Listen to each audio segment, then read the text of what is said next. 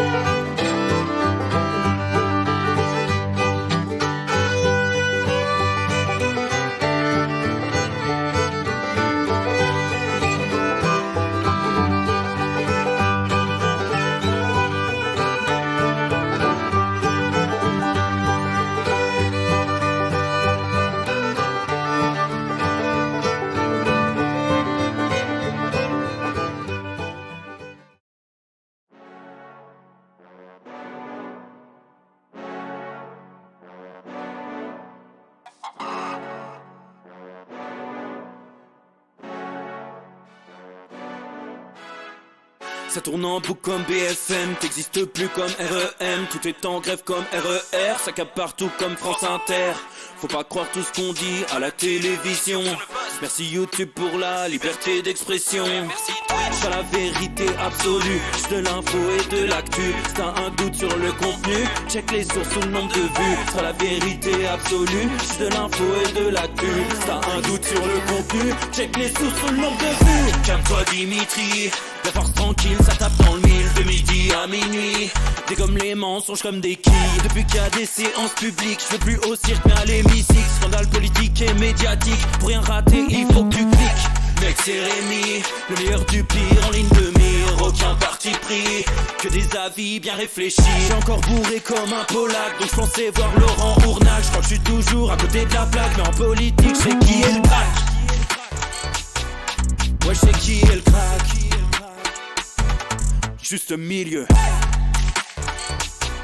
Je crois que je sais qui est le crack. Ça lit des kilomètres de presse pour faire un résumé express. Ça charbonne comme un chinois avec la qualité d'un bavarois. On sera en retraite après notre mort, on sera bouffé par l'inflation. Dans le doute je vais voter Voldemort pour les prochaines élections. Passe de la country à la drill sans transition. C'est pas une bonne idée de me confier cette mission. Si t'aimes pas, dégoûte pas les autres. C'est pas moi qui le dis, moi je suis le roi des pauvres. Pour réfléchir, j'ai qu'un euro, mais au moins je tomberai pas dans la fraude. Je le prononce Mittel, comme Angela Merkel. Désolé, je fais ce que je peux, je trouve ma répartie chez Lidl. Des enquêtes exceptionnelles, pas de langue de bois et de l'humour. La revue c'est juste mensuel, les vidéos c'est juste tous les jours. Ouais, c'est juste tous les jours. Juste milieu. Regarde ça tous les jours. Juste milieu. Désolé pour mon manque de répartie. Je sais même pas ce que je débite. C'est dur la géopolitique. Ou un peu comme ma République. Ma République, non? C'est dur la République quand même, non? Ouais? Non? Ah non, c'est mou, non? Ouais, les mecs se font chier, on dirait un peu. Ouais, c'est un peu mou. Enfin, ça dépend dans quel pays. Ouais. Bah, j'y connais pas grand chose, moi. Et c'est quoi une démocratie déjà?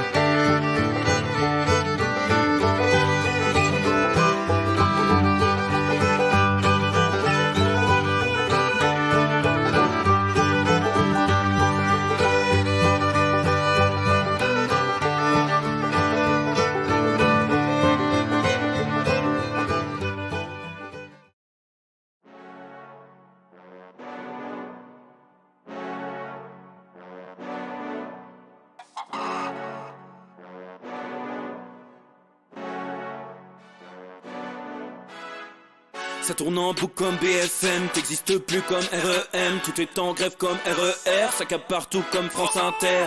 Faut pas croire tout ce qu'on dit à la télévision. Merci YouTube pour la liberté d'expression. C'est la vérité absolue, c'est de l'info et de l'actu. Si t'as un doute sur le contenu, check les sources ou le nombre de vues. C'est la vérité.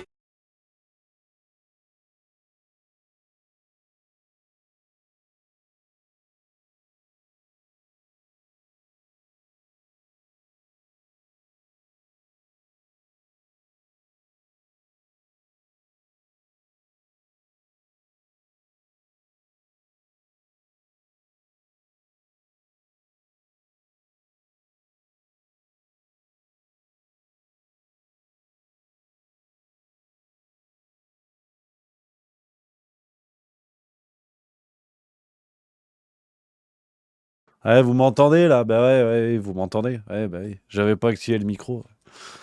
Ça, c'est pénible. C'est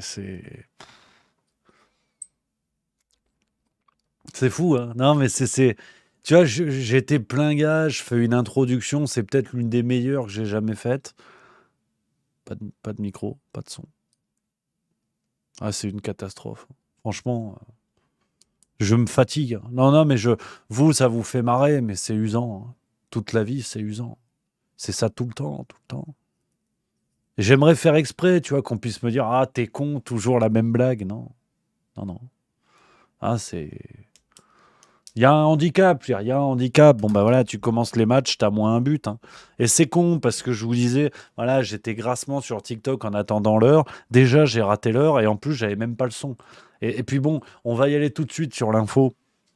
On papote, bien sûr, il y a plein de choses. J'ai plein de choses à vous dire, les copains, aujourd'hui. On va parler de beaucoup de sujets. On va parler de Meyer Habib qui a définitivement pété les plombs. On va aller voir du côté de nos footballeurs. On va parler Jean-Michel Apathy. On va parler Sound of Freedom aujourd'hui. Enfin oui, il y a beaucoup de choses. Il y a beaucoup de choses. Mais cette histoire de micro me suit aujourd'hui, hein. Je vous le dis tout de suite. Vous le savez maintenant. Vous le savez. C'est plus une surprise. C'est officiel. On en a. La vidéo est prête sur YouTube. J'ai eu la chance de recevoir cet après-midi Karl Zero. Karl Zero pour la deuxième fois sur le Juste Milieu. Très heureux de l'avoir sur la chaîne. Et on a parlé de beaucoup de choses, les copains. Et il m'est arrivé la même chose. Ouais. J'ai oublié d'allumer le micro. Ouais. Alors, tu sais quoi, on va commencer avec un cadeau. C'est l'esprit de Noël, gentiment. Alors, la vidéo sort dimanche à 18h. Elle sera déjà disponible, hein, pour les abonnés à la boîte noire, vous le savez. Et je vous montre les 4 premières minutes de la vidéo parce que du coup, j'ai dû trouver une solution. Ouais. Alors bon, ça vaut ce que ça vaut. C'est pas ouf, mais en cadeau, en exclusivité pour vous, je vous montre le début de la vidéo avec la solution que j'ai trouvée. C'est ridicule. Hein, enfin, c'est ridicule, c'est original. Je vais vous montrer. Allez, c'est cadeau, c'est rien que pour vous. Ça sort dimanche à 18h, les copains. Regardez-moi ça. Merde, c'est pas ça. Attends, faut que je cale l'écran, là. Bouge pas. Ça, c'est Twitch, on s'en bat les couilles. Regarde, voilà. Paf!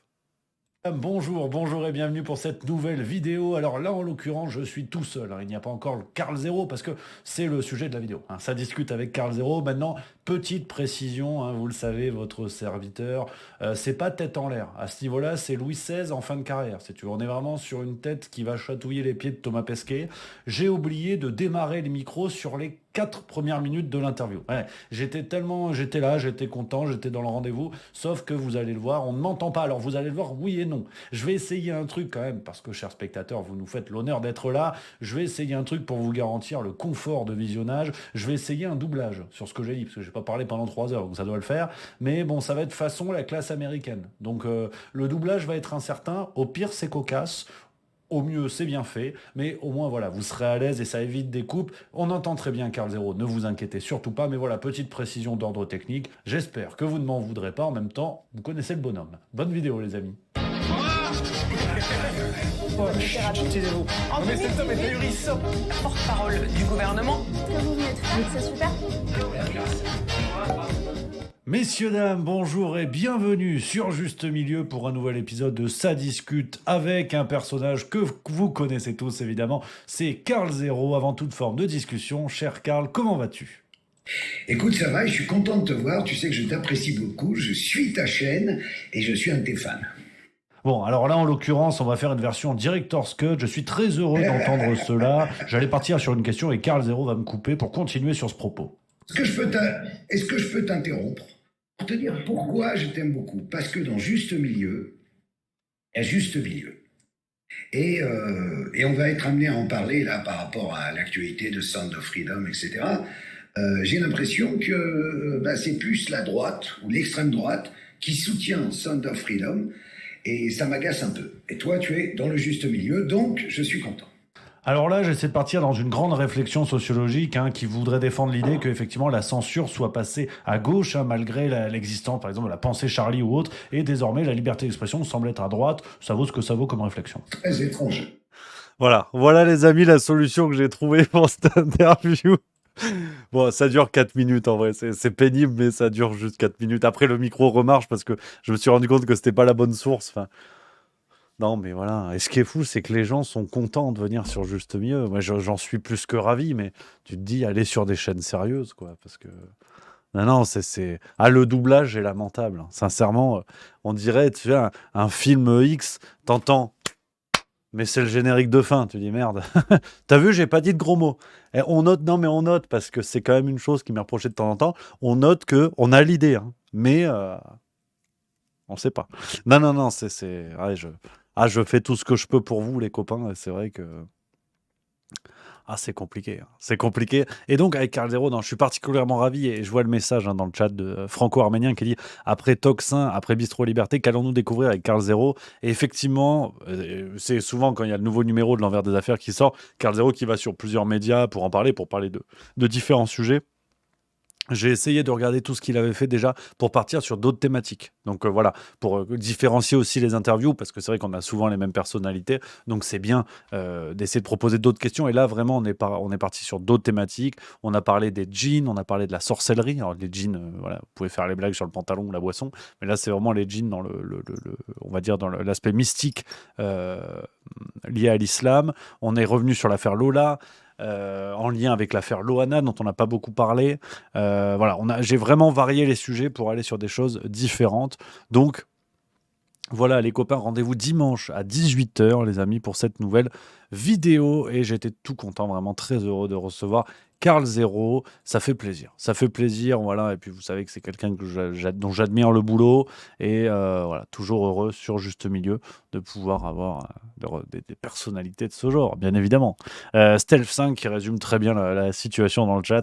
Il y a maîtrise de la fourchette et du lever de coude au moins, ça c'est vrai. Ah, sur ça, je me plante pas, hein. Jamais tu me verras intervertir le couteau de la fourchette. Jamais de la vie. Puis le jour où ça arrive, tuez-moi, hein. Genre, le jour où je me plante à table, je dis oui, bonjour, un potage. Non. Assassinez-moi. Parce que ça sert à rien. C'est foutu, en fait. J'ai pété les plombs. Ça, c'est l'indicateur, hein. Si un jour j'arrive sur Twitch, puis tu sais, j'ai l'air normal, chemise bleue et tout. Je dis oui, non, mais en même temps, Mélenchon n'a jamais appelé à voter Macron. Vous arrêtez. Partez de la chaîne. Partez tout. Éteignez, vraiment. Éteignez vraiment parce que j'ai pété les plombs. Donc voilà, ça et le potage. Déjà, le mot potage, déjà, il nous emmerde. Parce que c'est vrai que tu compares, petite parenthèse, mais potage, non. Potage, t'es déjà en EHPAD. T'as déjà le chicot qui veut partir en rando. Pot-au-feu, tu vois, t'as vu? T'as souri. Pot-au-feu, on l'a le morceau de bœuf. Alors on est toujours déçu de voir flotter quelques légumes autour, mais on l'imagine comme ça. Tu vois? Non, mais en même temps, les mots sont appétissants et d'autres moins. Brocoli. T'as déjà l'image du truc digéré. Ça va pas. Merguez. Ah, c'est la fête, merguez. Il y a de l'épice. T'entends le grésillement du barbecue. Et ça, c'est très important. C'est là où notre langue française est magnifique. La langue française, tu vois, t'as des mots qui ressemblent à ce que c'est, tu vois. C'est appétissant. Tu vois, andouillette. Non, andouillette, c'est dégueulasse. C'est vrai que c'est le contre-exemple. J'aime bien, mais c'est vrai que le mot, c'est la merde. D'ailleurs, c'est de la merde. Techniquement, c'est du boyau.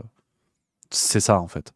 Et c'est vrai que, non, je vous dis ça parce que j'ai faim. On parle de ça, j'ai faim, donc je vous le dis. Mais non, tu vois, cassoulet. Cassoulet, c'est la fête. Cassoulet, c'est les copains à la tienne, à la mienne.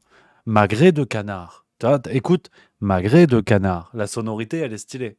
Topinambour. Ah, nique ta mère. Non, enfin, non, j'ai pas dit. Je veux dire, c'est amer. C'est amer, le topinambour. Très amer. Tu vois, non, mais ça n'a rien à voir, hein. La langue française est magnifique, de toute façon, on ne le dira jamais assez. Ces mots avec l'inventivité, tu vois, l'horloge, tu vois, là où loge l'heure, ça c'est beau. Un verrou sur une porte pour aller vers où, tu vois. La langue française est belle. Et c'est pas une blague ce que je vous dis, c'est beau, je trouve. Ces sonorités, des choses comme ça. Ouais, ouais, je suis un poète. Je ne suis qu'un ménestrel du bon mot, un bouffon de la virgule, hein, toujours là pour arracher quelques rires contre moultes oboles numériques. Ouais. Si, je suis en forme, étonnamment. Ouais, t'as vu? Non, mais la semaine, hein, c'est fou, hein. Il y a des jours pas du tout, il y a des jours oui. Après, il se passe n'importe quoi parce que on va attaquer un peu les séquences, que vous n'êtes pas là non plus pour m'entendre déblatérer ce genre de choses. Je suis en forme parce que, bon, autant tout part en cacahuète, ça c'est une chose, hein, on est d'accord, mais on a parfois des surprises. Ouais, tenemos sorpresas.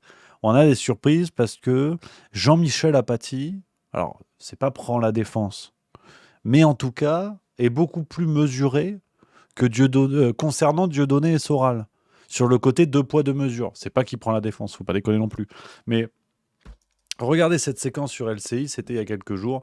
Bougez pas que je configure tout ça. Je préviens tout le monde. Qu'est-ce qui est choquant dans cette histoire?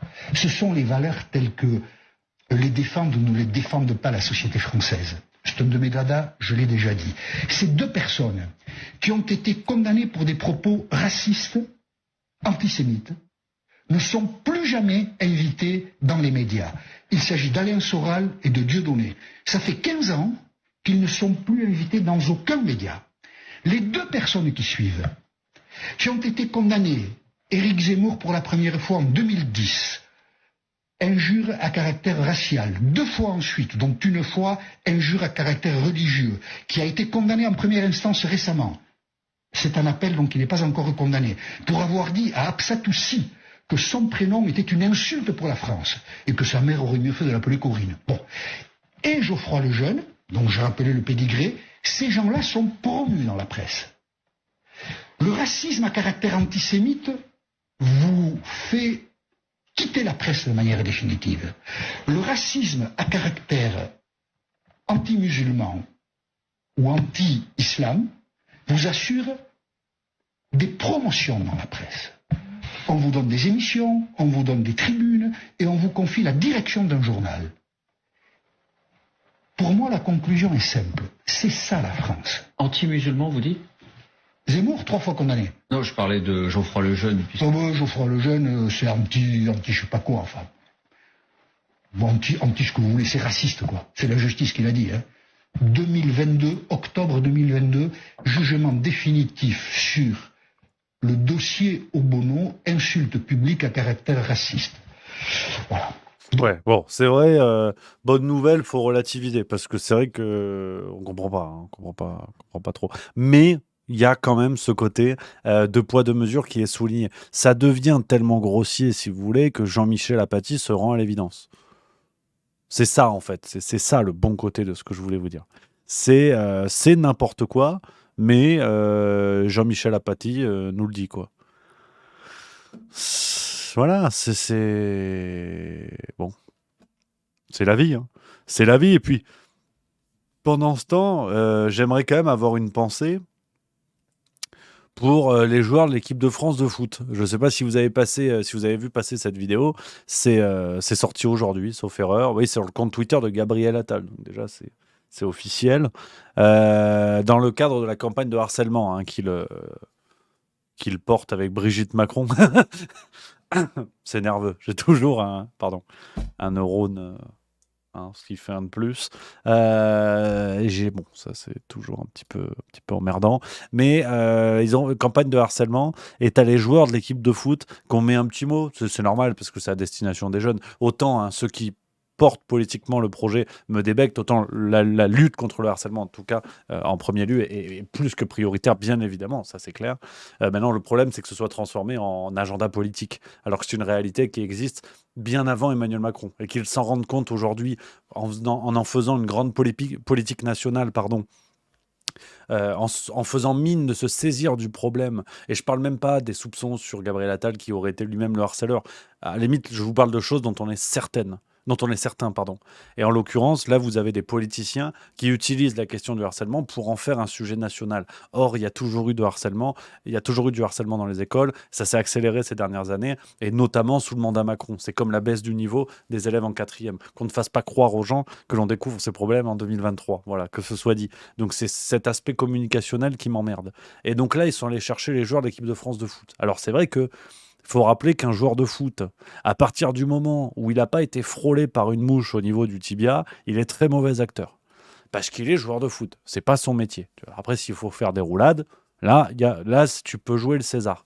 Par contre, quand tu demandes comme ça un message, ça va pas. Alors, c'est pas contre eux, ils font le truc, bon, c'est sympa, tu vois. Mais non. Ils y croient pas. Enfin, regarde, c'est con parce que autant pour les petits jeunes, voilà, les petites jeunes qui subissent le harcèlement, ça peut faire un message qui peut bouger les choses. Donc ça, dans tous les cas, c'est positif. Mais faut bosser le jeu d'acteur. Normalement, quand tu vas à l'école, tu y vas avec plaisir. Bah oui, tu retrouves tes potes. Et tes amis. Tu discutes avec eux, tu t'amuses, tu rigoles. Bon, tu vas en cours aussi pour apprendre avec tes profs. Et pour passer tes interros.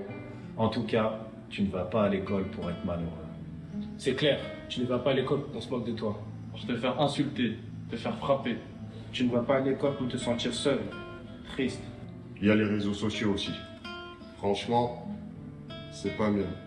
Que ce soit sur les réseaux sociaux, en classe, dans la cour, en sport, le harcèlement, c'est inacceptable. Si tu es victime d'harcèlement, n'aie pas honte. Ne garde pas ça pour toi. Nous, on te soutient. Et crois-moi, on n'est pas les seuls. Il y a plein de gens qui sont là pour t'aider. Tes amis, ta famille, tes profs. Il y a même un numéro que tu peux appeler, c'est le 3018. En parler, ça ne va pas aggraver le problème. Au contraire, ça peut le régler. Si tu vois qu'un copain, qu'une copine, qu'un camarade de classe souffre, fais comme nous on ferait en équipe de France. Soutiens-le. Parle-en autour de toi. Non au harcèlement. Ouais, c'est... Aïe, aïe, aïe. Aïe, aïe, aïe. Ah!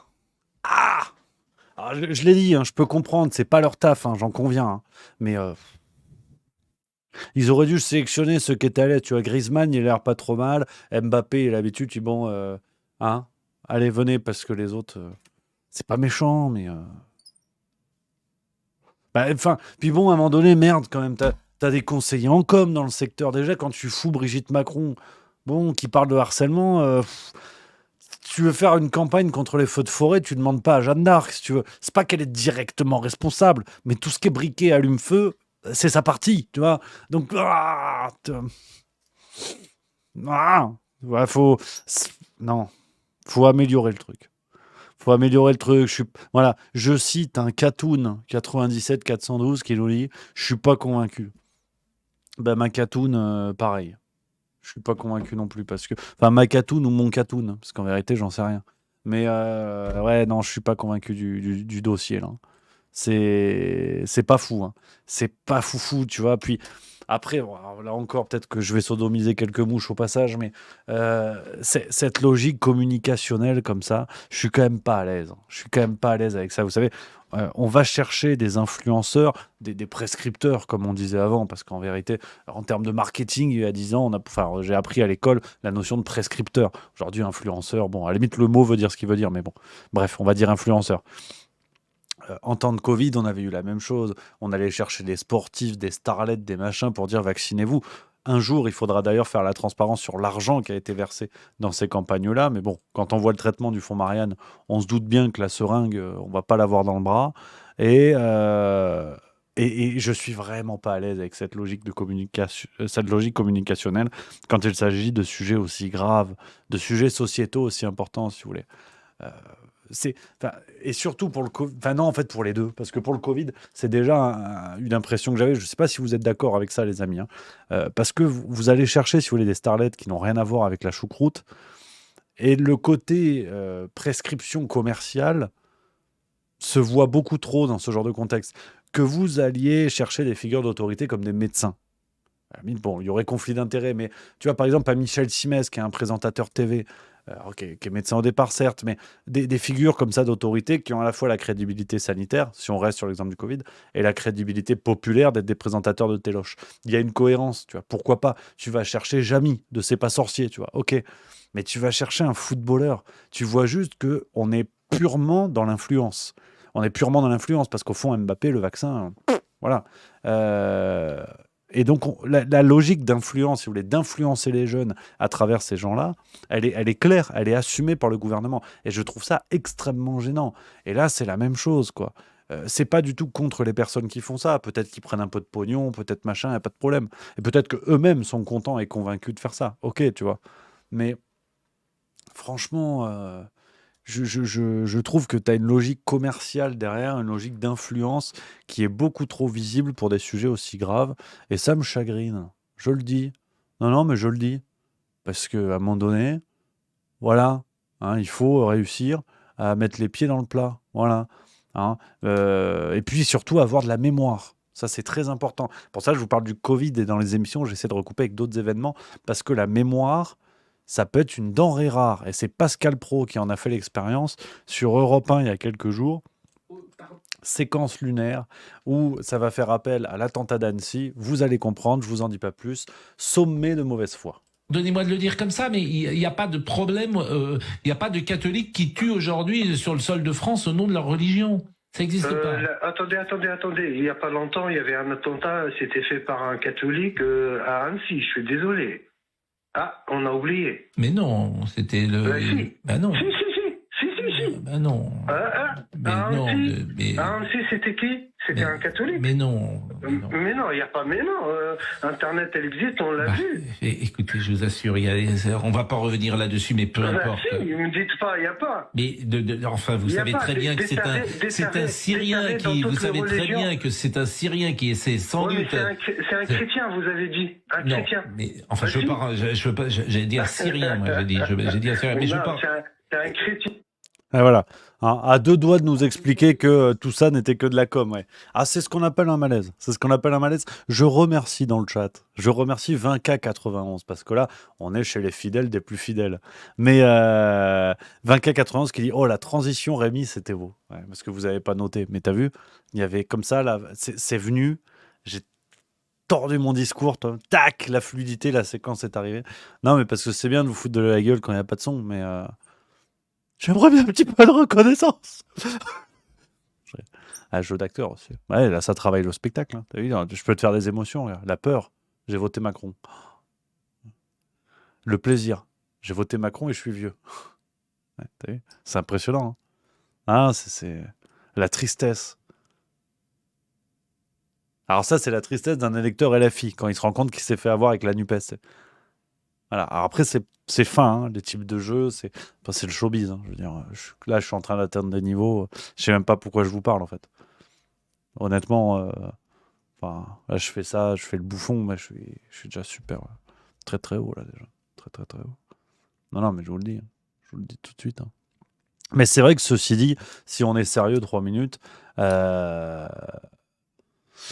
l'attentat d'Annecy, un jour, faudra en parler. Hein. Et puis, tu vois, moi, vous connaissez la maison, hein, c'est juste mieux. Je suis pas là pour défendre une théorie ou une thèse absurde de complotisme ou je sais pas quoi. Hein.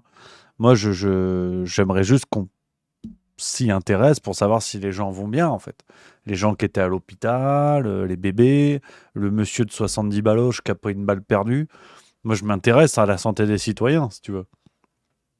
Le jugement. Quand est-ce qu'il va y avoir un jugement? S'il y en aura un. Le terroriste, il est où? Parce que 8 ans après, on continue de parler de Salah Abdeslam à juste titre concernant son procès. Le terroriste d'Annecy, on ne sait pas, en fait. Est-ce qu'on doit, du coup, reprocher à la communauté chrétienne cet attentat, tu vois? Et c'est vrai qu'un jour, peut-être que je ferai une vidéo là-dessus, mais une vidéo humaniste, tu vois? Savoir ce qu'il en est. Juste expliquez-nous. Même les fact-checkers sont où, fact-checkers? Là, il faut fact-checker, hein. Là, il y a du fact-checking à bricoler, là. Et non, pas de fact-checking. Pas de fact-checking. Après, par contre, c'est vrai que je le vois dans le chat, et c'est vrai que il y en a un pour qui ça chauffe en ce moment, c'est Pascal Pro. Pascal Pro, en ce moment, je sais pas pourquoi, mais beaucoup de gens l'avaient un peu porté et mise en avant comme ça, comme la personnalité qui balançait un peu sur CNews, un peu comme Christine Kelly et tout. Il y avait eu un vrai moment Pascal Pro parce que il donnait la parole à des gens à qui les autres médias ne donnaient pas nécessairement la parole. Ce qui est pour moi d'ailleurs, je vous dis pas ça après le schmilblick, hein, mais je trouve que ça n'est pas une marque de courage. C'est une marque de lâcheté des autres médias. Parce qu'en soi, Pascal Pro n'a pas invité Hitler sur le plateau, tu vois, faut se détendre. Hein. Il a juste invité des gens qui étaient refusés ailleurs. Mais ce sont les autres médias qui sont lâches. Parce que créer le débat avec des gens qui ne sont pas d'accord avec vous, c'est le métier d'un média, justement. Donc, mais bon, ça a pu passer pour du courage, certes. Et puis, il y avait certaines libertés de ton avec Pascal Pro et tout. Là, en ce moment, il ramasse. Hein. Alors, il y a eu l'extrait que vous avez vu. Je vous le retrouve parce que cet extrait, il m'a un petit peu énervé. Et pas pour les raisons auxquelles vous pensez. Celle-là, je vous le mets pour ceux qui ne l'ont pas vu. Regardez. Je défends pas les Palestiniens. J'ai défendu les Palestiniens. Ouais, non. Et tu dis que tu les comprends. J'ai dit je comprends les Palestiniens. Non, il a pas dit qu'il comprenait, il a expliqué la situation. Israël, les mecs, ils veulent tuer Israël, les Palestiniens. Tu préférais que je dise ça, Pascal? Comment? Tu préférais que je dise ça? Oui. D'accord. Parce que c'est la réalité. Non, mais c'est une révélateur. C'est la réalité. D'accord. Un État qui veut tuer Israël. C'est aberrant de dire ça. C'est aberrant de dire ça. On parle de cela. Mais vous savez qu'on n'est pas d'accord, on va pas. Voilà. Allez. Et vous êtes bon quand même. Félix, mais vous êtes juif. Les salauds. Voilà. Si tu veux, cette séquence, alors je vous livre mon avis, je pense que tout le monde ne sera pas d'accord dans le chat, mais c'est l'esprit du Juste Bistrot. On en a beaucoup parlé, elle a beaucoup tourné ces derniers temps, jusqu'à Booba qui l'a partagé pour tomber sur Pascal Praud. Alors, on tombera après sur Pascal Praud. Pensez bien que ça n'est pas pour le défendre. Enfin, je suis pas juge, on s'en cire, tu vois. Mais voilà, la vidéo date de 2019. D'accord ? On n'est pas dans le contexte actuel. D'accord ? Et puis là, on a un présentateur d'émission qui présente une émission et qui dit à ses chroniqueurs dans un bordel, d'ailleurs dans une émission qui est le 20h foot, hein, de ne pas parler de ça, qu'il n'a pas à dire ça ou ça. Mais vous croyez qu'il se passe quoi dans les conférences de rédaction de n'importe quel autre média ? C'est là où je crois que beaucoup ont peut-être péché par, soit par mauvaise foi, soit par crédulité, de penser que dans les médias, tout le monde arrive en donnant son avis et champagne. Vous croyez qu'il se passe quoi dans les rédactions des autres médias ? Soyons sérieux. C'est ce qui s'appelle la ligne journalistique. Vous avez forcément une ligne. Vous avez une ligne de sujets dont vous voulez parler, de certains sujets dont vous ne voulez pas parler, et de sujets que vous voulez parler, mais d'une certaine manière, tu vois. Il faut être honnête par rapport à ça, si vous voulez. Dans Juste Mensuel, alors le banquet, non, en l'occurrence, parce que tout le monde est autorisé à écrire sur les sujets qu'il veut. Hein. Mais dans Juste Mensuel, donc Marie, qui est l'éditrice de la revue, on discute des sujets. Parfois, on parle de sujets, elle me propose des sujets pour sa rubrique et je lui dis non. C'est pas de la censure. Alors, ça peut être perçu comme tel, d'ailleurs, après tout, pourquoi pas. Mais c'est une ligne éditoriale. Quand vous gérez un média, vous choisissez vos thèmes. Sur YouTube, il y a des thèmes dont je ne parle pas. Il y en a d'autres dont je parle et je choisis de le faire. C'est complètement subjectif. Et là, la ligne de Pascal Praud, on est d'accord, mais on n'est pas d'accord. Elle est pro-Israël, elle est claire. Mais personne n'oblige les gens à regarder les médias. C'est aussi une chose à laquelle, à chaque fois, il faut revenir, je crois. C'est que les gens accusent les médias d'être partiaux et d'être subjectif dans le choix des sujets et dans la façon de les traiter. Mais depuis quand la promesse était qu'ils soient impartiaux et objectifs ? Est-ce que quelqu'un peut m'apporter une preuve d'une espèce de loi que les médias devraient respecter pour être objectifs et neutres ? Personne n'a jamais promis ça. Vous avez la charte de Munich, si vous voulez, mais elle ne dit pas ça non plus.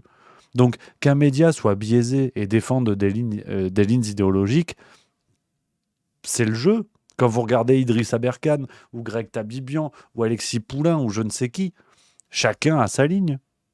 Chacun a sa façon de faire. Alors nous, on fait partie de la même équipe, on va dire, du même camp. Mais au fond, on fait un travail qui est tout aussi biaisé. On pourrait nous reprocher ça.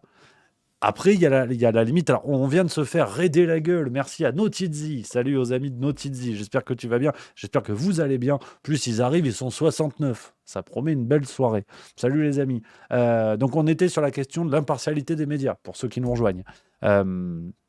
Donc, il y a News 2000 qui dit, même sur le service public, et là je suis complètement d'accord, à la limite, le service public, pour moi, est le seul endroit qui devrait respecter non pas une forme de neutralité, mais une forme d'ouverture aux lignes, d'ouverture aux différentes lignes. C'est-à-dire, j'ai un fantasme secret que je vous confesse, et d'ailleurs, il y a les amis de Notizzi qui sont là, donc on peut le dire encore plus tranquillement. Je rêve sur France Inter d'une matinale présentée par Charlotte Dornelas et Léa Salamé. Pour moi, la mission du service public sera réussie, mission accomplie.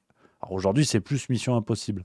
Mais la pluralité, tout bonnement, c'est la pluralité. Et donc, j'ai ce rêve-là, que le service public propose ça. Et ça n'en sera que plus qualitatif, que plus ouvert, que plus intéressant. Et je pense que le service public, d'ailleurs, c'est un pari que je fais. Salut Notizzi, qui dit salut sur le chat. C'est un pari que je fais. Mais je crois même que le service public pourrait augmenter son audience. Vous allez avoir les grincheux de chaque côté qui vont arrêter d'écouter. Et puis vous allez avoir les gens honnêtes intellectuellement qui vont dire, bah, ok, les mecs font leur job. Il y a vraiment la pluralité, c'est-à-dire que même dans les éditorialistes, vous pouvez avoir Geoffroy Lejeune et Usul. J'exagère, mais je prends vraiment des choses. Alors, pas sitôt Usul, faudrait pas que ça tourne en bagarre non plus dans le studio. Mais tu vois, voilà où Charlotte Dornelas, c'est Aude Lancelin, par exemple. Enfin, on peut s'amuser à trouver d'ailleurs des combinaisons comme ça. Je trouverais ça extrêmement chouette. Que tu vois, quand il y a un débat sur Renaud Camus et le grand remplacement, qu'on invite Renaud Camus. Il est encore de ce monde, qu'on l'invite sur le service public. Et en face, si vous voulez, vous mettez un critique littéraire de gauche, un critique littéraire, et voilà. Et ça, ce serait le service public, et je trouverais ça génial. Imaginez des émissions de débat comme ça sur France 2 ou France 3. Ce serait génial. Et au fond, en plus, je dis ça en tapant un peu sur mon camp parce que il ferait couler YouTube, hein. Je peux vous assurer que demain, le service public invite Jacques Beau contre Meyer Habib. Nous, les chaînes YouTube, bubule, hein. Mais c'est le jeu. Et sur Juste Milieu, ça pour le coup, je le dis assez souvent, la mission de Juste Milieu, je compare à Coluche. Alors, j'ai pas pété les boulons, vous inquiétez pas. Puis de toute façon, je fais pas de moto. Mais c'est comme ce que disait Coluche sur les Restos du Cœur. Le but, c'est que ça disparaisse. Ça voudra dire que plus personne n'a besoin de bouffer. Et bien, Juste Milieu, c'est pareil. Un jour, j'aimerais que les gens me disent, je regarde plus trop parce qu'en fait, les sujets dont tu parles et cette manière-là, je le retrouve sur le service public ou même d'ailleurs sur des chaînes, des médias mainstream privés, tu vois. C'est le but de la manœuvre. Donc, je pense que ce serait vraiment une super chose. Est-ce qu'ils vont y accéder? Je suis pas certain, mais ouais, News 2000 qui dit Tadei le faisait à l'époque, absolument. Dans Ce soir ou jamais, c'est clairement ça. On voyait Michel Collomb, hein. On a vu Michel Collomb dans Ce soir ou jamais. On avait vu ce duel Attali-Zemmour à l'époque où Zemmour était crédible intellectuellement. Enfin, c'était intéressant, tu vois. Donc voilà, après il y a Grand-Duc qui me rassure, qui dit t'inquiète, t'as encore du boulot pour longtemps. Écoute, c'est tout le mal qu'on se souhaite, hein, je te le dis. Donc on revient à ce qui a lancé le sujet au départ, c'est Pascal Praud, hein, qui en ce moment prend quand même une belle averse de fiente, à raison ou pas.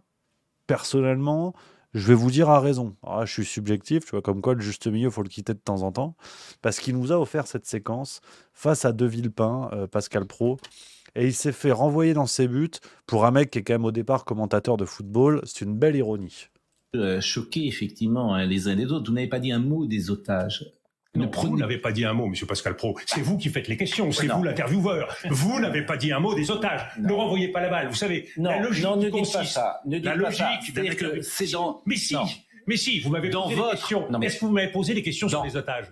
Et ça peut choquer. Voilà, donc tu vois des méthodes qui sont remises en question. D'ailleurs, en petite parenthèse, face à un De Villepin, je vous fais un pari. Alors, bon, on connaît les méthodes, on connaît les réussites que j'ai en termes de paris sportifs, mais je pense que De Villepin est en train de devenir le nouveau Raoult. Ouais, je crois qu'il y a quelque chose de cet ordre-là. Il est en train de se faire tomber dessus de partout. Alors, ça va peut-être pas prendre la même proportion, hein, on est d'accord, mais dites-moi ce que vous en pensez dans le chat, les copains, ça m'intéresse beaucoup. Je crois que De Villepin est en train de subir la même chose.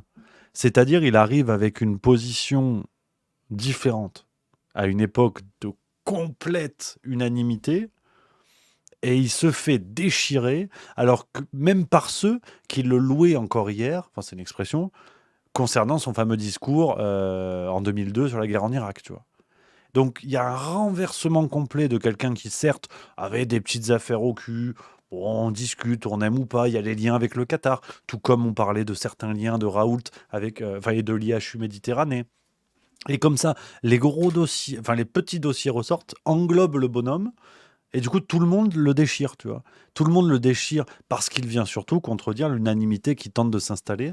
On verra, mais je trouve qu'il y a quelque chose de l'ordre de Raoult. Je trouve ça intéressant, on verra, mais rappelez-vous quand même au début, Raoult, et c'est pour ça que les chronologies se tiennent, je trouve, parce que au début, Raoult, il est membre du conseil scientifique, donc c'est quand même pas tant un peintre que ça.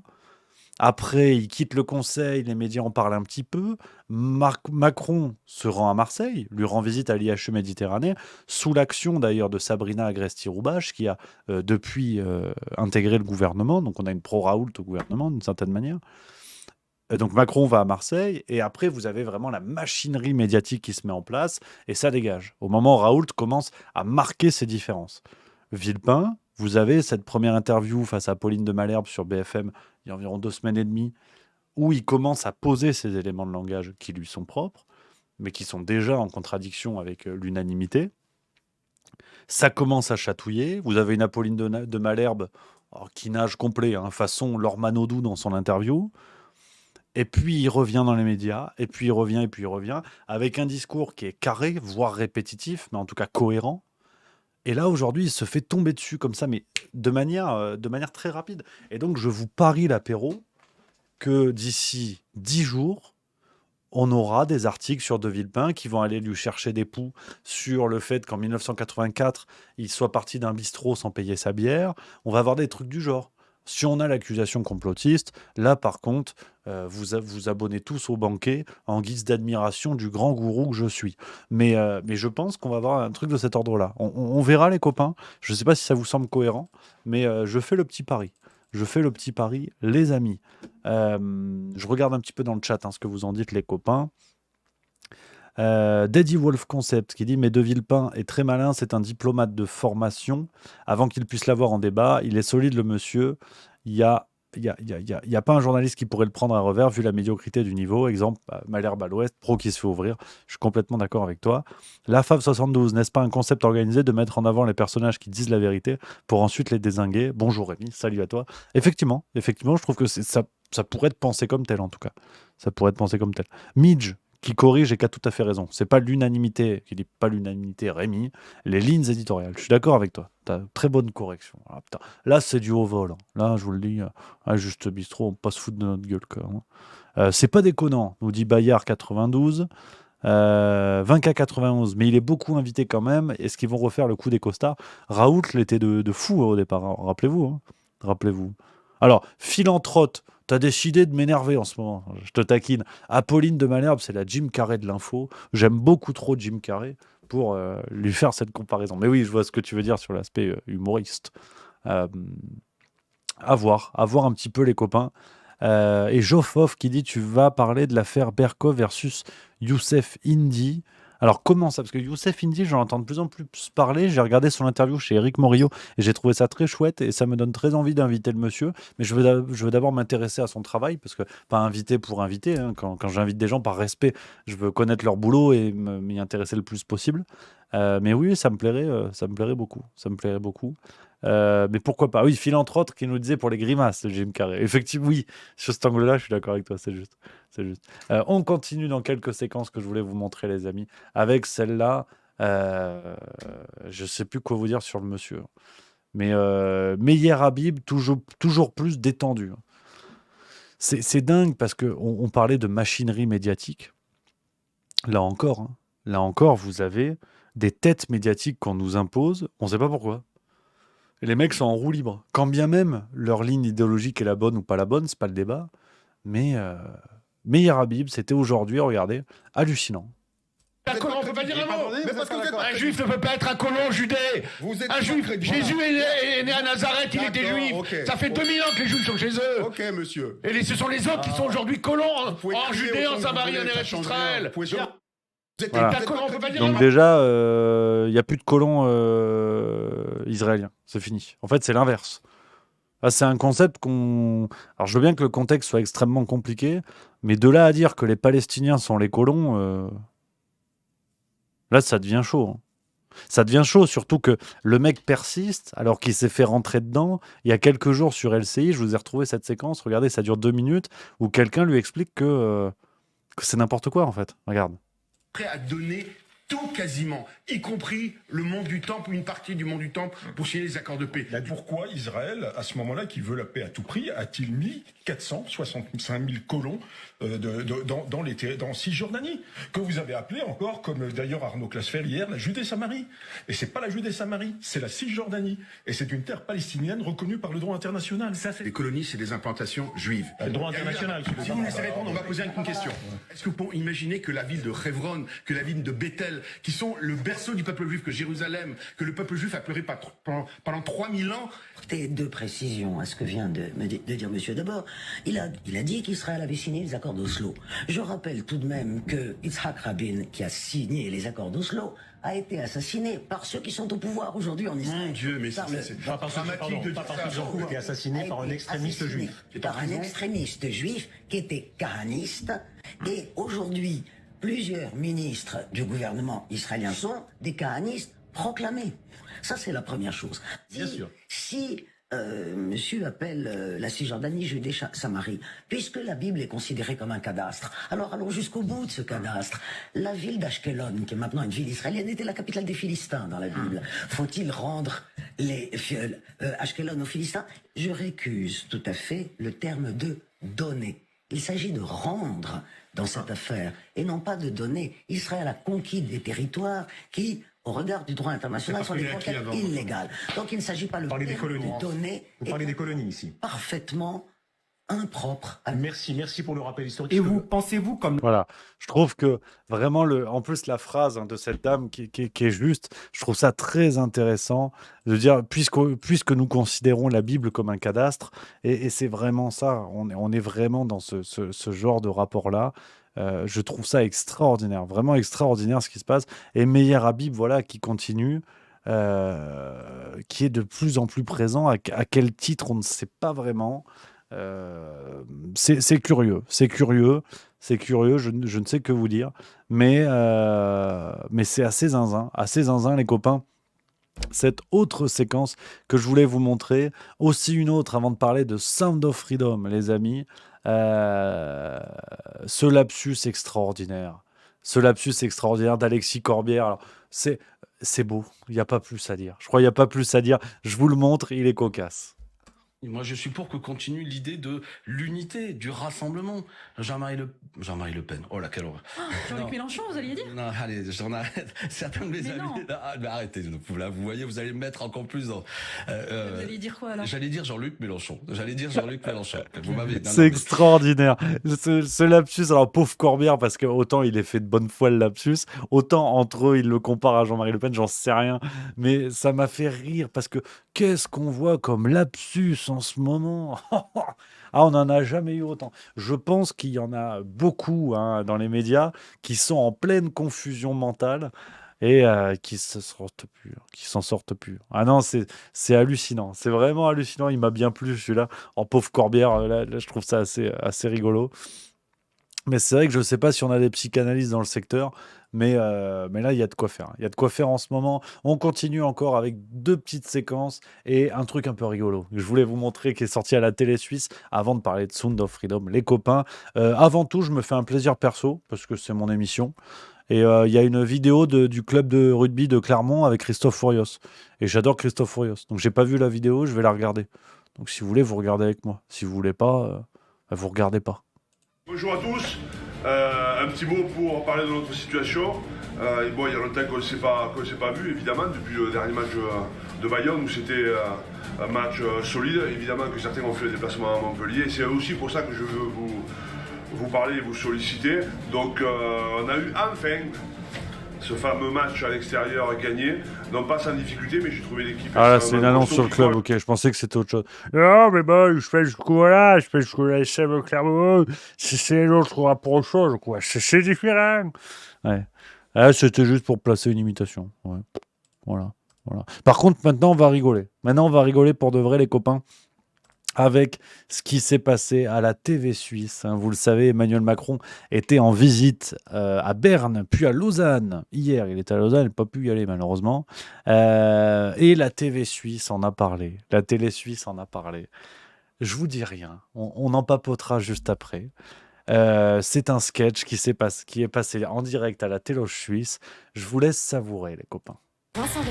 Et on va revenir sur la visite d'État en cours d'Emmanuel Macron, reçu hier avec les honneurs militaires.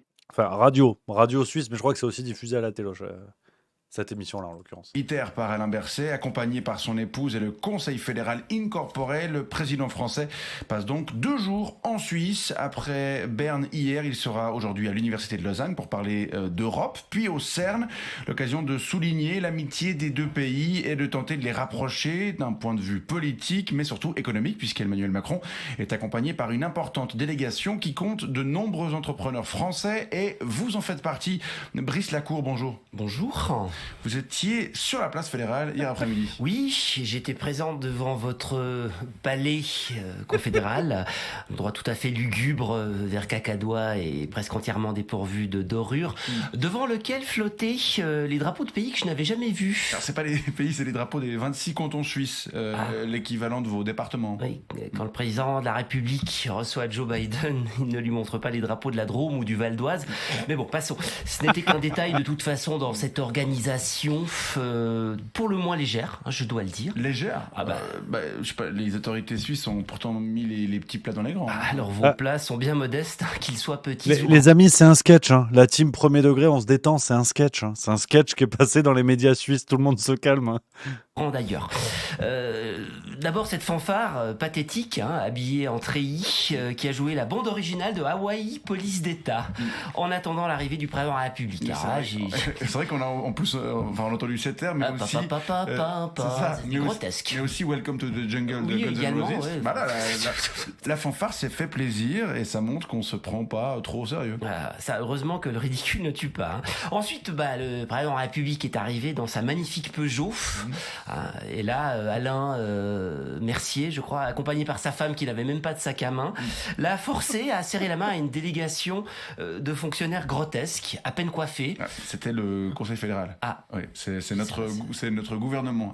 Et tous ses membres étaient présents. Donc, Ils n'ont rien d'autre à faire. Je sais pas moi, des conférences de presse, des interviews sur les chaînes info, des procès, que sais-je. Enfin bon, petit pays, petit souci apparemment. Hein. Et puis alors après cette bande de bidasses là, hein, en treillis également, devant laquelle Alain Bercier a contraint le président de la République à défiler. Hein. Je puis vous dire qu'il a dû se pincer pour ne pas s'éclater de rire. Hein. L'inspection des troupes, c'est un honneur qui n'est réservé qu'aux hôtes de marque et ça n'a lieu qu'une ou deux fois par an.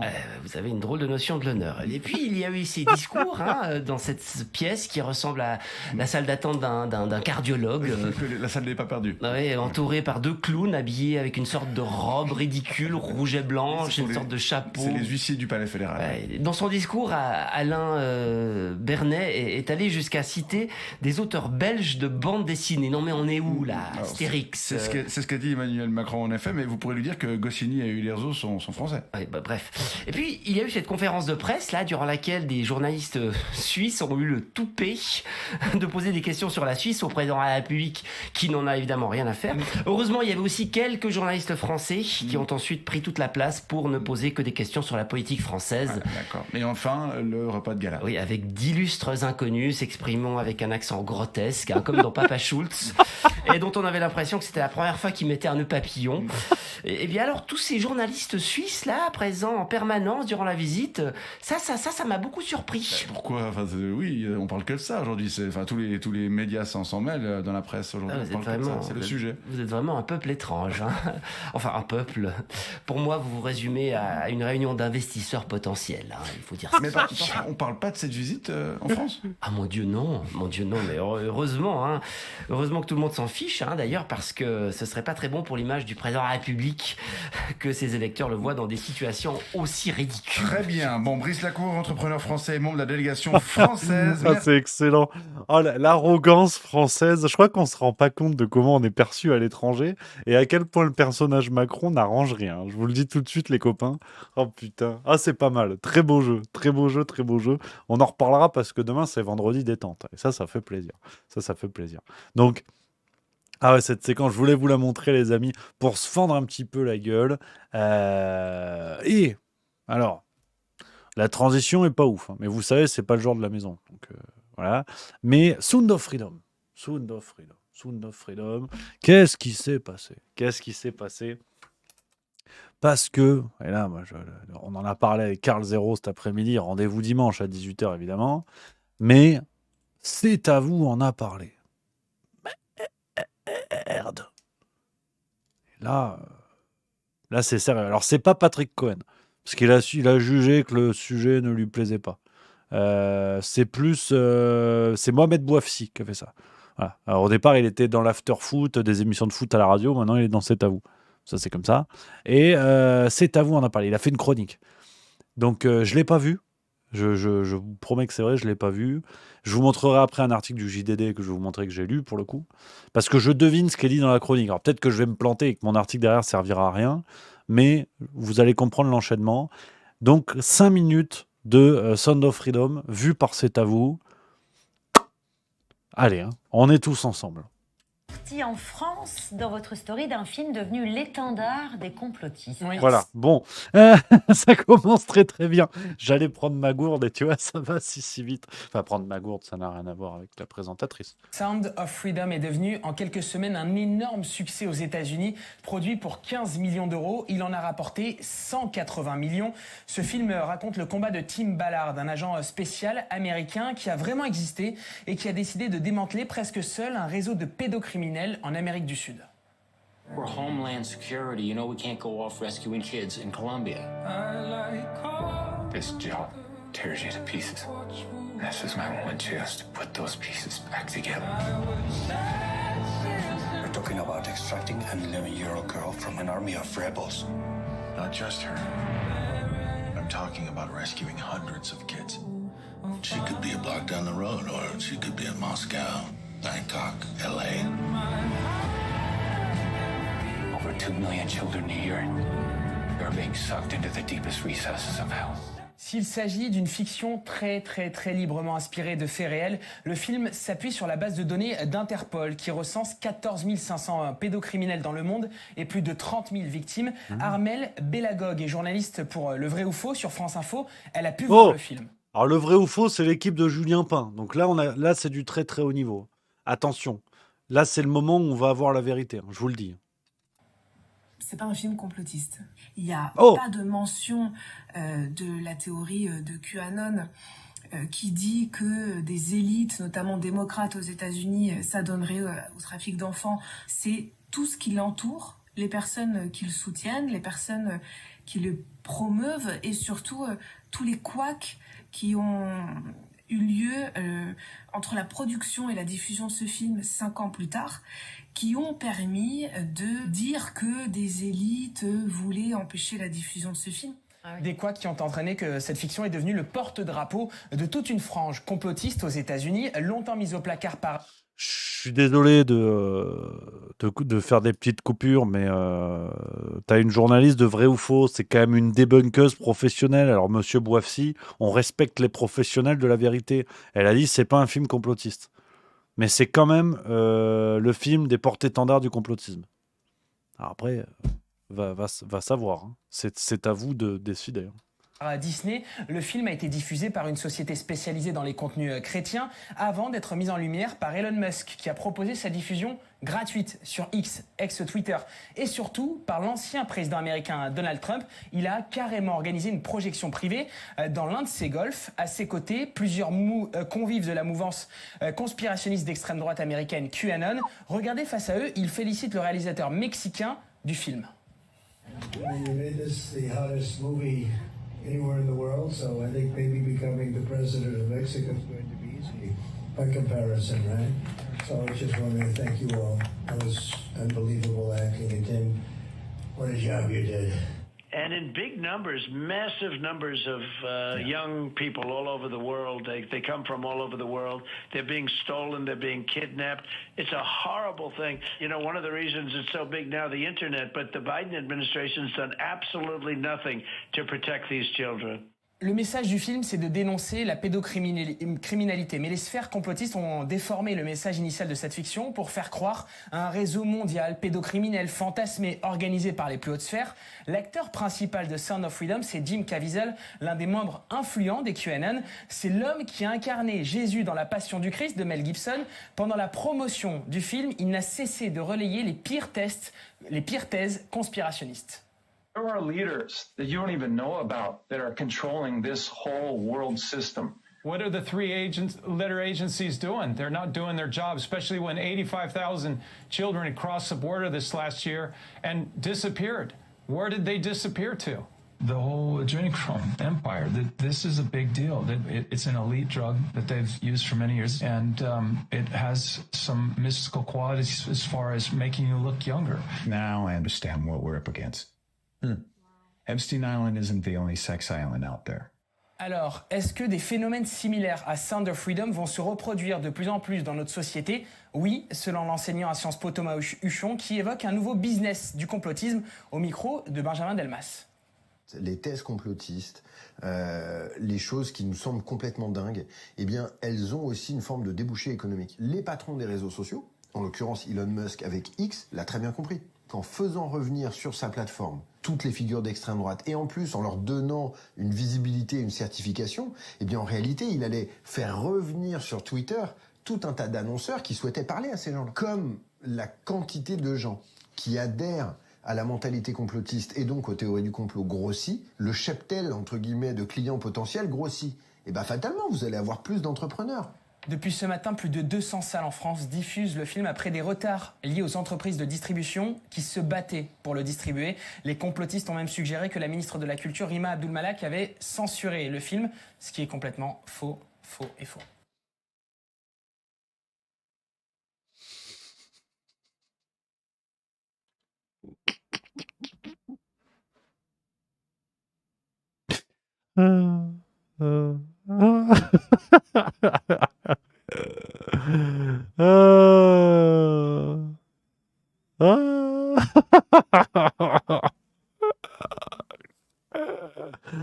Oh putain, j'ai envie de faire les chants corses. Non, tu vois, c'est même pas, j'arrive même pas, tu vois. Ah.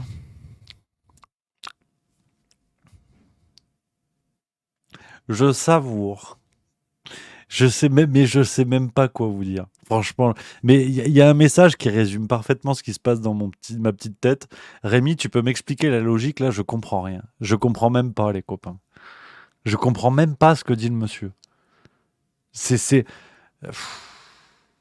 hallucinant. Moi, je veux bien qu'on rétablisse la vérité, qu'on fact-checking, qu'on check les facts, qu'on fasse tout ce qu'on veut. Hein. Mais la cohérence n'est pas l'apanage d'un groupe ou d'un autre, quoi. Je veux dire, que vous vouliez que les gens n'aillent pas voir le film, c'est une chose. Mais faites-le avec cohérence. Sinon, vous allez recréer ce qui s'est passé aux États-Unis. Beaucoup de médias, pas tous, certains médias ont voulu déboîter le film, les gens sont allés voir. Et les gens ont vu que les escrocs dans l'histoire, c'était les médias. Enfin, certains médias qui avaient décidé de se farcir le film. C'est pas plus compliqué que ça. C'est pas plus compliqué que ça. Là, le pauvre Mohamed Bouafsi, il est tout à fait sympatoche. En plus, c'est même pas contre lui, Pusher. Mais frérot, ne fais pas une chronique pour faire une chronique. Je veux dire, ça sert à quoi? Ça sert à quoi? Je veux dire, elle est défoncée, la chronique, elle tient pas. Je veux dire, tu vas chercher une première fact-checkeuse, professeur à Sciences Po en anatomie de la vérité, supplément main dans le fiac. Et j'ai eu du mal à trouver cette vanne, peut-être pour ça qu'elle est pas drôle d'ailleurs. Mais et qui te dit le film n'est pas complotiste, c'est l'usage qu'en font les spectateurs et certaines mouvances. Point. Qu'est-ce que tu veux dire de plus? Qu'est-ce que tu veux dire de plus? Enfin, je comprends pas, quoi. Si un jour on prouve qu'un terroriste somalien a vu Harry Potter 4, est-ce qu'il faut interdire Harry Potter 4? Mais ça s'arrête quand, en fait, leur ridicule?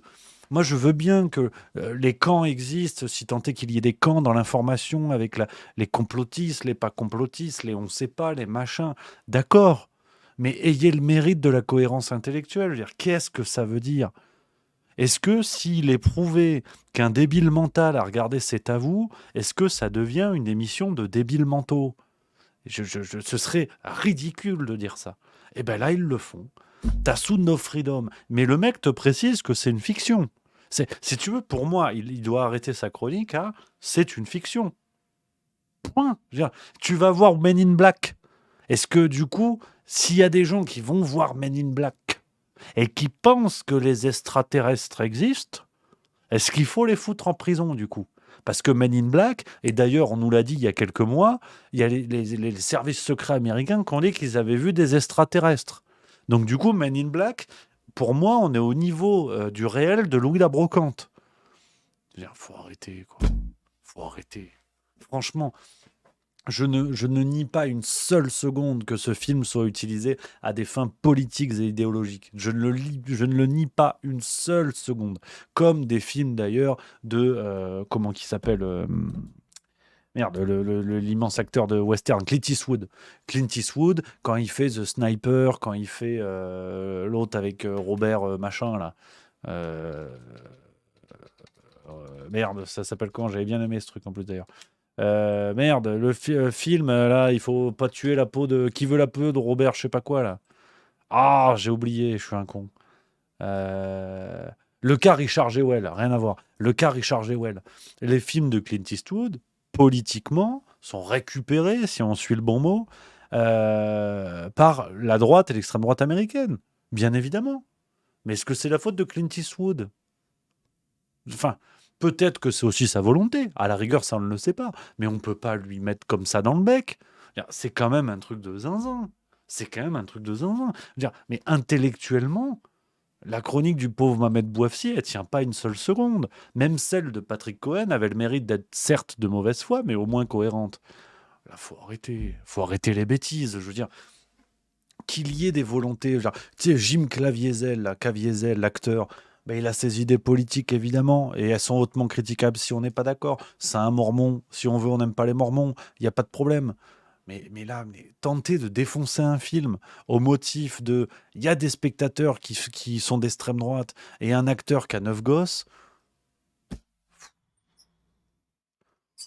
Je sais pas. Je sais pas quoi vous dire. Je sais pas quoi vous dire.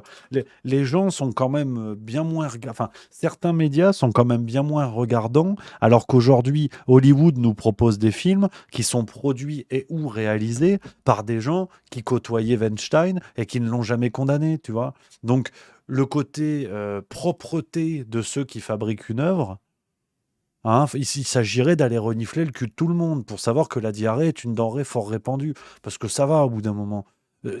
Cette volonté médiatique, si vous voulez, d'aller chercher des tout petits poux comme ça dans la tête des gens parce qu'il faut descendre un film, faites-le d'accord, mais faites-le à tout le monde, sinon on n'y arrive pas. Et pendant ce temps, je mélange un petit peu les sujets, mais on est dans le monde de la télévision. Pendant ce temps, on a un Morandini qui est à l'antenne, vous voyez des articles, vous voyez des pétitions, vous voyez des tribunes, vous voyez des trucs pour lui interdire l'antenne, bubule. Donc c'est pour ça. Et d'ailleurs, c'est aussi pour ça que je ne regarde plus les émissions de Morandini, de toute évidence. Et que pour moi, les gens qui se rendent là-bas le font en leur âme et conscience. Et personnellement, ça me gêne, mais ça n'est que mon avis.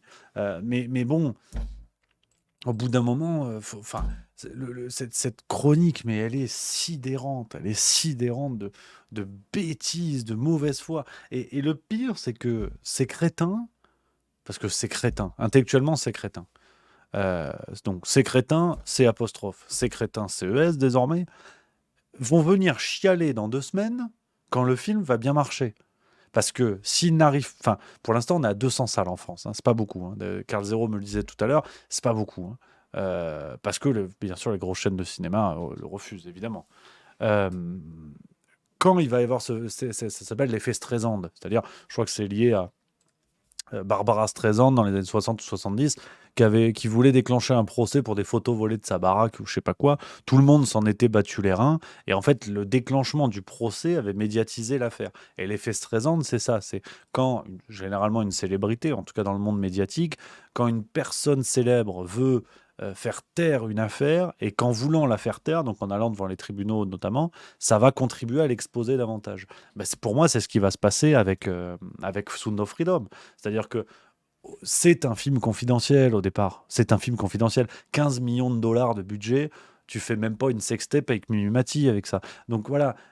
Mais là, ils en parlent tellement, ils font tellement tout pour le descendre, que les gens vont y aller. Et les gens vont comprendre que les pompes à vélo dans cette histoire, ce sont les médias qui ont essayé, a priori, de dégoûter les spectateurs. On parle de cinéma, on parle de culture, merde, putain, c'est du cinéma, quoi. C'est de la fiction, putain. Faut faire rêver les gens. Tu vois, et ça va tellement loin, leur connerie, que t'as le journal du dimanche, c'est l'article que je voulais vous montrer. Là, on est sur une séquence qui est quand même bien foutue. Hein. Là, t'as vu ma séquence comme je la maîtrise? Ça part d'un truc à Luc. C'est de l'acrobranche de l'actualité. Hein. C'est aller à un rythme. Il y a de l'imitation, il y a de la blague. Non. Franchement, si j'étais vous, je m'abonnerais à cette chaîne. C'est assez extraordinaire. Et je dis ça en toute modestie, naturellement. Je vous montre ce qu'on a pu avoir dans le JDD, où même certains médias en viennent à critiquer le comportement médiatique. Jamais. On est tombé dans quel monde? Alors après, bien évidemment, c'est le journal du dimanche. Donc, officine néo-nazie depuis le retour de Geoffroy, enfin depuis l'arrivée de Geoffrey Lejeune à la rédaction. Bon, le gouvernement nous avait dit qu'ils allaient tous boycotter et tout. Bubule, hein. Beaucoup y sont déjà allés. Il y a eu Sarkozy en une là, cette semaine.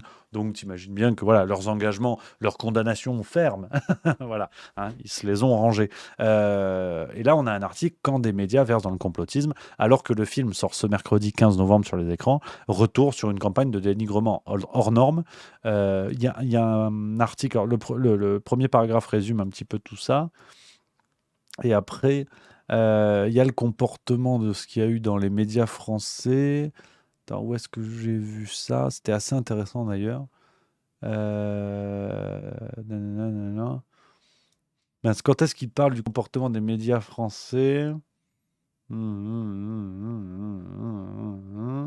Propagées par des médias américains, ces polémiques ont été relayées FISA par certains journaux français qui, pratiquant l'art du copier-coller, ont fomenté des critiques du film avant même de l'avoir vu. D'ailleurs, je reviendrai un peu là-dessus. La ritournelle a tourné en boucle. D'ailleurs, la ritournelle. L'extrême droite et les complotistes ont aimé ce film, donc c'est un film complotiste d'extrême droite. Une réduction ad Hitlerum bien curieuse pour un film dont le sujet devrait normalement faire l'unanimité. Je crois qu'il n'y a pas beaucoup de choses à rajouter à ce passage-là. Et au passage, si on continue de raisonner de manière un petit peu capillotractée, j'aimerais quand même qu'on m'explique, concernant les journalistes anti-complotistes en première ligne de la lutte contre la fange complotiste, comment s'appelle un comportement qui vise à décrédibiliser quelque chose que l'on soupçonne d'être complotiste de par les volontés des gens qui ont conçu cette chose. Et tout ça, je l'ai dit avant même d'avoir vu la dite chose. Si c'est pas ça du complotisme, je sais pas ce que c'est. Donc au bout d'un moment, c'est toujours la même phrase. Qu'est-ce que l'anticomplotisme, sinon un complotisme qui ne dit pas son nom? Allez, c'est bon, je suis trop fort. Vacances.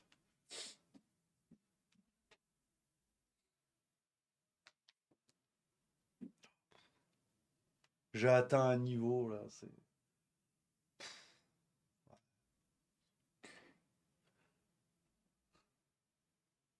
Tu vois, j'en ai tellement plus rien à foutre. Je vais écouter du Patrick Sébastien. J'en ai plus rien à branler, mais je te dis, j'ai atteint un niveau. J'ai le boulard en ce moment. Ouais, j'ai le boulard. Je suis le Mbappé du Twitch. Ouais, je suis trop. Non,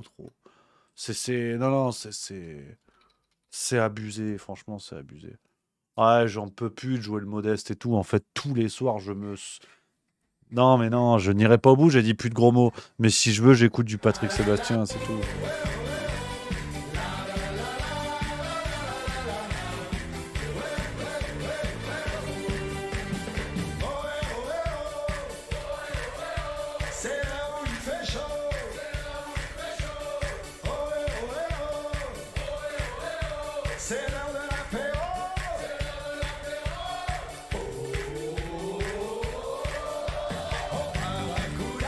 Au paracoudé, quand il y a de la sangria, même en hiver, ça sent l'été. Allez!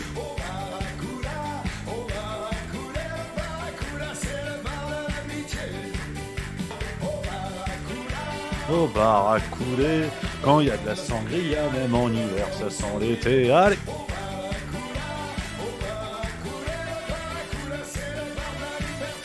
Et on se retrouve, putain, c'est que de l'amour, on se retrouve sur Nibar FM. Nibar FM, c'est la radio qu'on aime, les Nibars et la musique.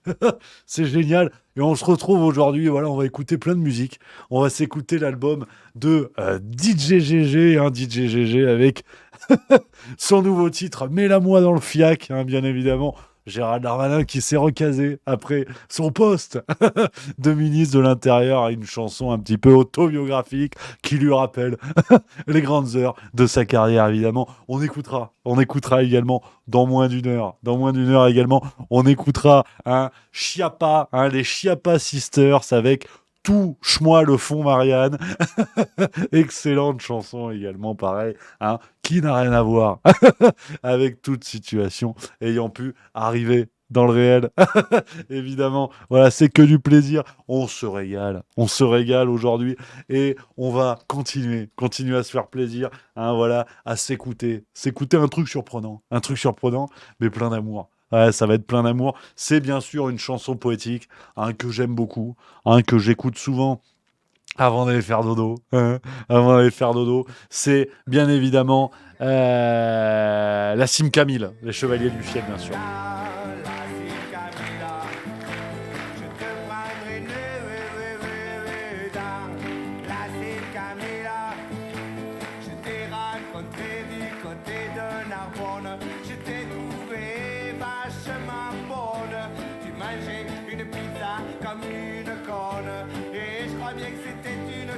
Allez. Non, la Sim Camille. Ah, c'est énorme. Putain, c'est génial, petite page de pub, hein, bien évidemment. Et on envoie tout le monde, hein, la publicité. Hein. On va chez Bruno Lamer, le roi des cocktails. Hein, on va chez lui, bien sûr. Hein, n'oubliez pas son gin tonic, évidemment. L'inflation, hein, gin, vodka, rhum, whisky. Pour oublier le prix à la fin. Rendez-vous chez Bruno Lamer. Bruno Lamer, c'est aussi des bières. La mer bière, évidemment. Comme on dit, hein, c'est le rendez-vous. Il y a de la bonne bière, il y a de la brune, il y a de la blanche, il y a de la blonde. On se régale, on dirait un lupanard. Voilà, c'est que du plaisir. On va continuer dans la musique avec, et ça c'est chouette. Ça, c'est de l'amour aussi. Ça, c'est beaucoup de l'amour. Ça, je vous le dis, c'est un morceau. Voilà, c'est bien de varier. C'est bien de varier les plaisirs. Je vous le dis, hein, c'est extraordinaire. C'est de l'amour. J'ai perdu ma virginité. Voilà, on le dit, hein, sur cette chanson. C'était incroyable. J'embrasse, bien sûr, mon tonton. Hein, voilà, c'est extraordinaire ce qui se passe. C'est Patrick Sébastien, pourvu que ça dure.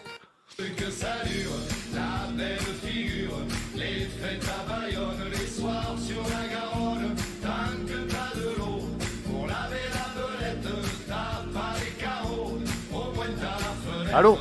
Pourvu que ça dure, la belle aventure. Allô? Le ciel de Narbonne, les remparts de Carcassonne, tant que Allô? Ah, ça répond pas. Je suis sur Twitch, hein, si jamais. Ouais. Allô? Ouais. Attends, je mets le son, tiens, regarde. Je suis sur Twitch. C'est mon pote Pierrot, avec qui je regarde le rugby. C'est lui, en vrai. Comment ça va? Impeccable. Non, c'est pas une vanne, je suis vraiment en direct, donc si tu peux éviter les chants néo-nazis, ça m'arrange. Ah bon? Ouais. Bonjour à tous, me llamo Pedro, tengo una grande polla. Ouais, c'est très long, là, je perds du monde, là, les statistiques, mon gars. Là, c'est chaud, là. Ah merde, c'est dommage. Bon, pardon alors. Ok, ça roule. Mais on se retrouve. Je t'écris parce que sinon il y a tout le chat qui va débouler. Je te rappelle quand j'ai garé la voiture et j'attends le bus, puis tu te Ça marche, ça roule. À tout, frérot. Ça marche. À tout de suite. Oh, ça fait du bien. Ah, c'est parti en cacahuète complètement. C'est fou. Hein. C'est parti en cacahuète. J'avais envie de me détendre. Tu vois, parce que c'est vrai, on est tout le temps sérieux et tout.